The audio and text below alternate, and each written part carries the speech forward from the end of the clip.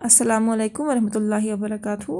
پیارے بچوں، آج ہم پڑھنے جا رہے ہیں سبق نمبر 2، جس کا عنوان ہے ہمارے پاس ہمارے نبی صلی اللہ علیہ وسلم۔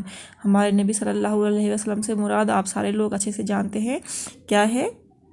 مسلمانوں کے آخری پیغمبر، جن کی محبت میں اللہ تعالیٰ نے ساری کائنات کی تخلیق کی۔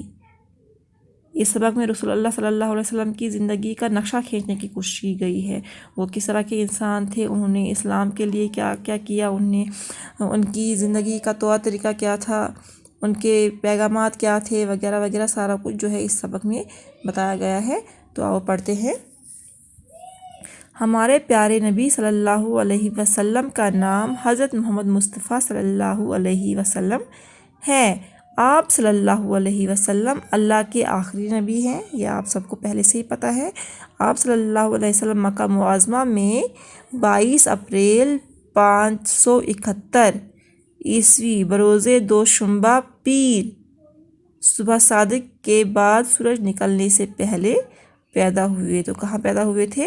مکہ معظمہ میں۔ کب پیدا ہوئے تھے؟ 22 اپریل 571 کو۔ اور کس دن پیدا ہوئے تھے؟ پیر کے دن پیدا ہوئے تھے۔ آپ صلی اللہ علیہ وسلم کے والد بزرگوار کا نام عبداللہ اور والدہ ماجدہ کا نام بی بی آمینہ تھا۔ والد کا نام کیا تھا؟ عبداللہ، اور والدہ کا نام تھا بی بی آمینہ۔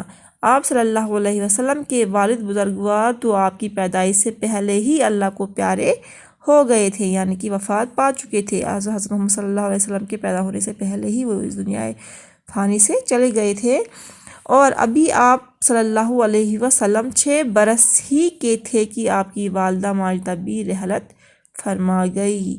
6 سال کی عمر میں والدہ کا بھی انتقال ہو گیا۔ اس طرح سے آپ صلی اللہ علیہ وسلم جو تھے وہ بچپن میں ہی یتیم ہو گئے تھے۔ اس طرح آپ صلی اللہ علیہ وسلم بچپن میں ہی یتیم ہو گئے تھے۔ اس کے بعد آپ صلی اللہ علیہ وسلم کی پرورش آپ صلی اللہ علیہ وسلم کے دادا عبد المطلب نے کی۔ وہ آپ کو دل و جان سے چاہتے تھے، لیکن آپ صلی اللہ علیہ وسلم ابھی 8 سال کے ہوئے ہی تھے کہ آپ صلی اللہ علیہ وسلم کے چہیتے دادا بھی اس دنیا سے چل بسے۔ والدہ کے بعد 2 سال کے بعد دادا کی بھی وفات ہو گئی۔ ان کے بعد آپ صلی اللہ علیہ وسلم کے چاچا ابو طالب نے آپ صلی اللہ علیہ وسلم کی پرورش کی ذمہ داری اپنے سر لے لی۔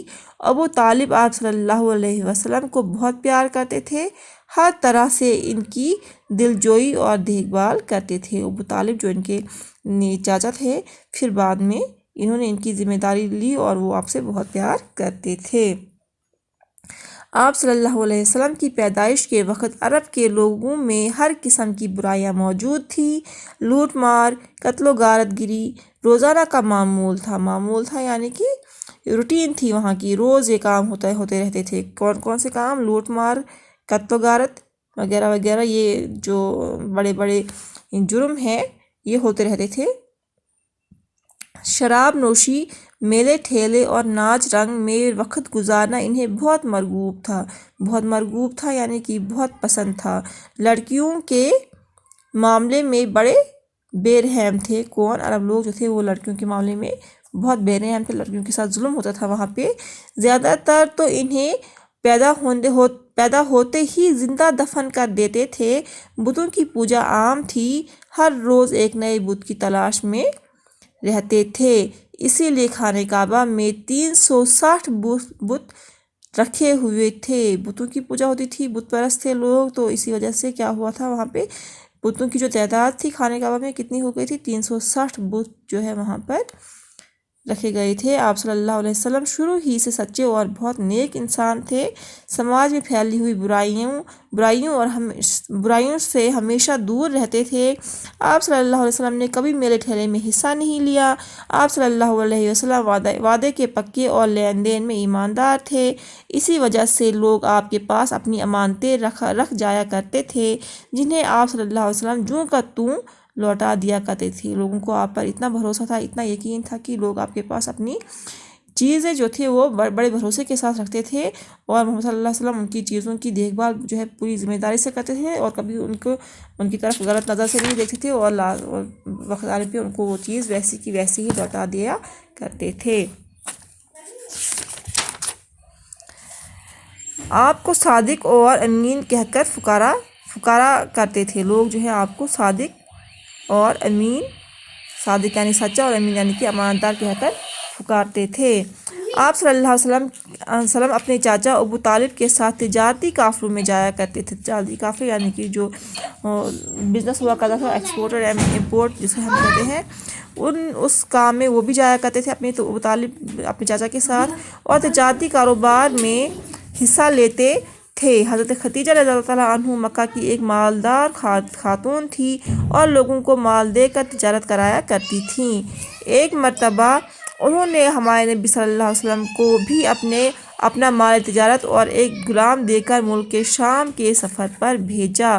اس تجارتی سفر میں آپ صلی اللہ علیہ وسلم کو کئی گنا نفع ہوا، اور واپسی پر بی بی خدیجہ کے غلام نے آپ صلی اللہ علیہ وسلم کی نیک نیتی اور شرافت کی بہت تعریف کی۔ بی بی خدیجہ رضی اللہ تعالیٰ عنہ نے آپ کی نیکی اور شرافت سے متاثر ہو کر ہمارے نبی صلی اللہ علیہ وسلم کے پاس اپنا نکاح کا پیغام بھیجا، جسے آپ صلی اللہ علیہ وسلم نے قبول کر لیا، اور آپ کی شادی 25 سال کی عمر میں حضرت خدیجہ رضی اللہ تعالیٰ عنہ سے ہو گئی۔ حضرت خدیجہ رضی اللہ تعالیٰ عنہ عمر میں آپ سے بڑی اور بیوہ تھی۔ کون؟ حضرت خدیجہ رضی اللہ تعالیٰ عنہ، جو کہ حضرت محمد صلی اللہ علیہ وسلم کی پہلی بیوی تھی۔ وہ جو تھی وہ حضرت محمد صلی اللہ علیہ وسلم سے عمر میں بڑی تھی اور بیوہ بھی تھی۔ ٹھیک ہے، یہاں تک ہم نے پڑھا یہ سبق۔ تو اس کے جو سوال ہے میں آپ کو ہوم ورک پہ روز دیتی ہوں، واٹس ایپ ہوم ورک پہ روز دیتی ہوں، تو یہ کوشچن جو ہے آپ وہاں سے کر لیں گے۔ ٹھیک ہے، اللہ حافظ۔